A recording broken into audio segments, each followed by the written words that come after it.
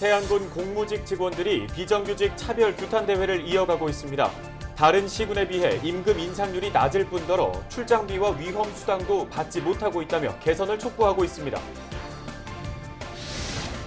당진시 성문면 일대가 관광 명소로 부상할 전망입니다.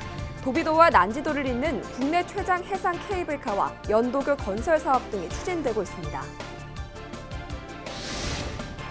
당진 성문 방조제에서 해루질을 하다 실종된 40대 남성이 사흘 만에 숨진 채 발견됐습니다. 지난 14일부터 수색에 나섰던 해경이 남성의 시신을 발견했습니다. 천안과 아산에서 코로나19 확진자가 추가되는 등 지역 내 연쇄 감염이 잇따르고 있습니다. 18일 도내 누적 확진자는 720명을 넘어섰습니다.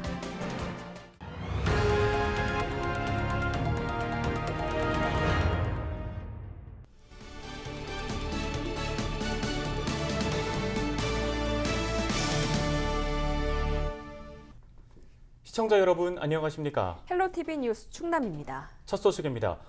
태안군 공무직 직원들이 비정규직 차별을 규탄하고 나섰습니다. 다른 시군에 비해 올해 태안군 임금 인상률이 낮고 출장비와 위험 수당도 받지 못하고 있다는 주장인데요. 보도에 한범호 기자입니다. 출근 시간 태안군청 정문. 태안군 소속 공무직 직원들이 차별 반대 문구가 적힌 현수막을 펼쳐들었습니다. 올해 임금 협상 과정에서 태안군이 상대적으로 낮은 기본급 2.2%의 인상률을 제시했다며 규탄에 나선 겁니다. 이들의 요구는 기본급 3.2% 인상. 올해 공무원 임금 인상률과 같고 충남 대다수 시군이 이미 이 수준으로 협상을 마쳤다는 겁니다. 태안을 제외하고는 대부분 모든 지자체가 공무원과 동일하게 기본급 3.2 내지는 총액 2.8로 타결이 되었습니다. 근데 이곳 태안군 같은 경우는 다른 시군과 다르게 비상식적으로 지금 교섭에 임하고 있고 진호의 조정 들어가기 전까지 계속 동결을 주장하다가 비정규직 차별은 이뿐만이 아니라고 말합니다. 시간의 수당 상한선을 낮추는 바람에 환경미화원의 경우 최대 15%가량 임금이 줄었다고 주장합니다. 또 출장비 지급이 4월부터 끊겼고 위험수당도 받지 못하고 있다고 목소리를 높였습니다. 코로나 선별진료소에서 같이 근무하는데 공무원은 특별히 위험수당을 받고 있고 우리 비정규직제는 같은 일을 하고 있으면서도 위험수당을 받지 못하고 있습니다. 그리고 출장비는 그전에 받던 출장비를 올해 들어 그건 출장이 아니라고 하면서 출장비를 지급하지 않고 있습니다. 태안군은 이런 주장에 동의하기 어렵다는 입장입니다. 임금 인상률은 시군 실정에 따라 다른데 태안은 재정 자립도가 하위권인데다 올해는 정부가 주는 교부금도 깎였다는 겁니다. 또 그동안 인상률이 공무원보다 높아 실제 급여는 충남 중위권 수준이라고 전했습니다. 시간의 수당과 출장비는 다른 시군 수준으로 맞추거나 원칙을 엄격히 적용했고 위험수당은 지급 근거 규정이 없다고 밝혔습니다. 하지만 직원들은 요구한 인상안을 수용하고도 남을 만큼 공무직 예산은 충분하다며 맞서고 있는 상황. 18일부터는 무기한 천막 농성에 들어간 가운데 양측의 입장차가 여전히 좁혀지지 않아 대치는 당분간 계속될 전망입니다. 헬로티비 뉴스 한보호입니다. 천안과 아산에서 18일 코로나19 확진자 5명이 추가됐습니다. 천안 387번 확진자는 불당동에 사는 40대로 전날 양성 판정을 받은 천안 386번의 가족입니다. 같은 날 확진된 천안 20대와 50대, 아산 40대 2명도 감염 경로를 조사하고 있습니다. 이에 따라 18일 기준 충남도 내 코로나19 누적 확진자는 모두 724명으로 늘었습니다. 이 가운데 8명이 사망했고 569명이 퇴원했습니다. 현재 자가격리자는 1,191명입니다. 당진 성문 방조제에서 실종된 40대 남성 A씨가 사흘 만에 숨진 채 발견됐습니다. 평택해양경찰서는 17일 오후 12시 30분쯤 성문 방조제 앞 바다에서 A씨의 시신을 발견했다고 밝혔습니다. 해경은 지난 14일 오전 10시 30분쯤 낚시객의 신고를 받고 구조선, 헬기, 잠수사 등을 동원해 A씨의 행방을 수색해왔습니다. A씨는 당시 해상에서 해루질을 하다가 실종된 것으로 추정됩니다. 해경은 목격자와 주민 등을 상대로 정확한 사고 경위를 조사하고 있습니다. 최근 들어 당진시 성문면 일대 추진되고 있는 관광 사업이 주목을 받고 있습니다. 국내 최장 해상 케이블카 건설이 추진되고 있는가 하면 난지섬과 육지를 연결하는 해상 교량도 공사가 한창인데요. 서산이나 태안 등 다른 지역에 비해 뒤처졌던 당진시의 관광 산업이 탄력을 받을 수 있을지 관심이 모아집니다. 김단비 기자가 취재했습니다. 2014년 일부 시설이 폐쇄된 이후 쇠퇴의 길을 걷고 있는 당진 도비도 휴양단지. 6년이 넘게 방치되고 있는 이곳에 최근 해상 케이블카 건설 사업이 추진되고 있습니다. 출발지는 농어촌 공사가 관리하고 있는 도비도로 대난지도 해수욕장까지 이어집니다. 해상 케이블카 길이는 4.6km로 국내에서 가장 긴 규모입니다. 현재 사업에 관심을 보이고 있는 업체는 5곳. 2023년 공사를 시작해 이르면 2024년 개통을 목표로 하고 있습니다. 주민들은 지역 경제 활성화에 기대를 모으고 있습니다. 낙후되고 침체되어 있는 도비도 휴양단지를 활성화하는 데 고민을 많이 해오던 차에 이런 해상 케이블카를 난지섬과 연결한다면 난지섬과 도비도 휴양단지가 많은 관광객들로 활성화될 것으로 기대하고 수도권에서 많이 올려올 수 있는 관광객들을 많이 받아들여서 하루에 3번 배가 오가는 대난지도와 소난지도에는 해상 교량 건설이 한창입니다. 공정률 80%로 내년 9월 완공을 앞두고 있습니다. 해마다 5만 명 이상이 찾는 난지도의 관광 접근성이 개선되고 주민 교통 편의도 나아질 것으로 기대됩니다. 이번에 한정과 협의해가지고 해상교량 내부에 전선을 매립함으로써 대난지섬에 있는 철탑 2개소를 철거하여 주변 미관 개선 효과도 있을 것으로 전망됩니다. 현재 대난지섬에만 있는 소방서하고 학교가 있는데요. 소난지도에서 그동안 이용할 수 없었거든요. 근데 이번에 연도구가 개설됨으로써 같이 이용할 수 있어가지고 그런. 도비도와 난지도 등 당진 성문면 일대를 중심으로 개발 기대감이 높아지면서 난지도 관광진의 토지 분양도 활기를 띠고 있습니다. 2010년 매각이 시작된 뒤 9년 동안 팔리지 않았던 토지가 불과 석 달 사이에 모두 팔려나갔습니다. 이 밖에 인근 외목마을에는 요트 정박장을 건설하는 마리나 리조트 사업이, 성문 국가산단에는 골프장 조성이 추진되고 있는 상황. 인근 서산과 태안에 비해 뒤처졌던 당진 관광산업이 각종 개발 호재와 함께 새로운 전환점을 맞게 될지 주목됩니다. 헬로티비 뉴스 김담입니다.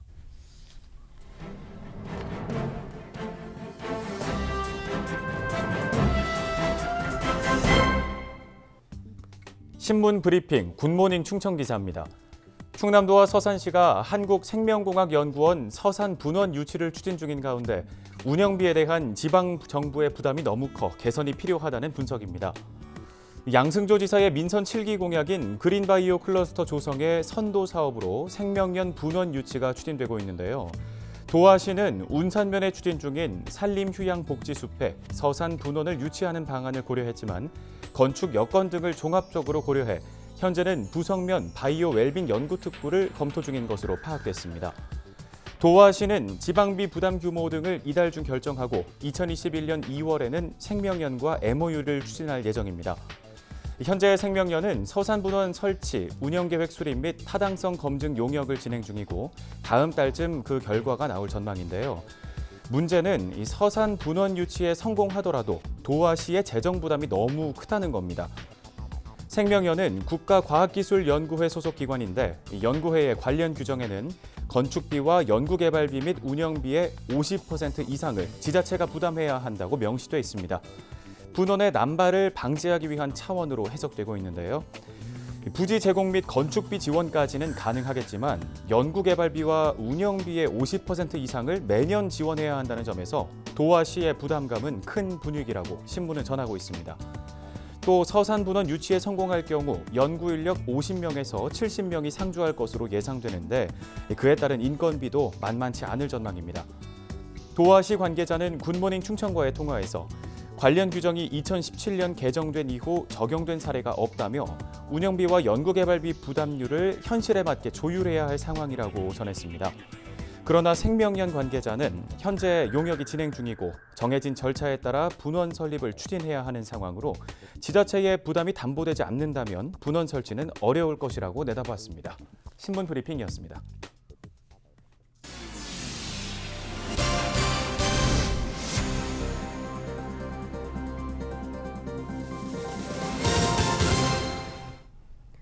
다음 소식입니다. 충남 지역 외지인의 주택 소유 비중이 전국에서 두 번째로 높은 것으로 조사됐습니다. 통계청이 발표한 2019년 주택 소유 통계 자료를 보면 전국 시도 가운데 충남의 외지인 주택 소유 비중은 17.8%로 전국 평균보다 4%포인트 이상 높은 것으로 나타났습니다. 충남 주택 5채 가운데 한 채를 외지인이 소유하고 있는 셈입니다. 인근 세종의 외지인 주택 소유 비중은 35%를 넘겨 전국 최고 수준을 기록했고 대전은 14.5%입니다. 충남 외국인 주민 85%가 콜센터 이용 이후 각종 문의사항을 해결한 것으로 나타났습니다.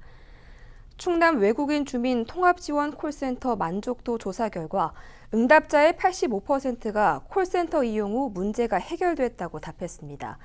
불편한 점으로는 통화 중이어서 바로 연결이 안 된다는 점, 바라는 점으로는 통역사 증원과 노동 관련 전문성 강화를 꼽았습니다. 2017년 개소한 센터는 출입국과 취업, 통역 등과 관련해 월 평균 4,000건 이상의 상담을 진행하고 있습니다. 내포신도시 쓰레기 집합시설이 예산과 행정력을 낭비하는 애물단지로 전락할 수 있다는 우려가 제기됐습니다. 방한일 충남도 의원은 18일 도정 질문에서 시설에 대한 관리 주체가 2023년 예산과 홍성 두 지자체로 넘어가면 기존보다 4배나 많은 운영비와 추가 인력 투입이 예측된다고 주장했습니다. 그러면서 시설 운영을 지자체에 넘기지 말고 충남도와 사업 시행자인 충남개발공사가 끝까지 책임져야 한다고 밝혔습니다. 자동 집합시설은 신도시 생활 폐기물을 효율적으로 처리하기 위한 것으로 현재 집합장 2곳, 일반 폐기물 투입구 360개가 마련되어 있습니다. 충남 지역 중소 수출 기업의 글로벌 시장 진출을 돕기 위한 설명회가 18일 충남 북부 상공회의소에서 열렸습니다. 설명회에는 기업인과 통상 전문가 등이 참석해 국제 교역 환경을 진단하고 중소기업 수출 대응 전략을 논의했습니다. 또 현장에 참석하지 못한 기업인들도 온라인 생중계를 통해 다양한 정보를 공유하고 코로나 이후 시대의 중소기업 생존 전략에 대한 견해를 제시했습니다. 청양군과 특수 화장실 제조업체 TX바이오가 370억 원 상당의 투자 협약을 체결했습니다. 이번 협약에 따라 해당 업체는 내년부터 2023년까지 370억 원을 투자해 청양군 비봉면 용천리 일대에 공장을 신축합니다. 청양군은 협약을 통해 군민 우선 고용을 유도할 계획으로 TX바이오는 이동과 탑재가 가능한 미생물 활용 특수 화장실을 제조하는 업체입니다. 청양군이 내년부터 드문 모심기 재배 면적을 확대하기로 했습니다. 드문 모심기는 모내기 전 모판의 벽시 파종량을 늘리고 모내기를 할 때에는 논의 간격을 넓혀 모를 옮겨 심는 방법인데요.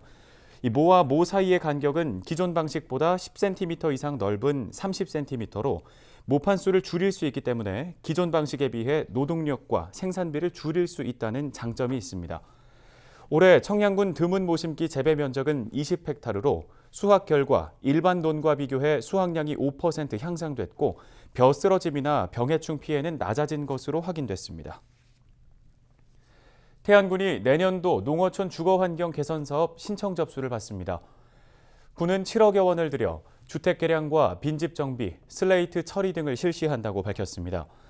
구체적으로 노후 불량주택 개량에는 최대 2억 원의 융자금을 저금리로 지원하고 농어촌에 1년 이상 아무도 거주하지 않거나 방치된 주택에는 최대 400만 원의 철거비를 지원합니다. 신청 접수는 다음 달 말까지 태안군 주택팀으로 하면 됩니다.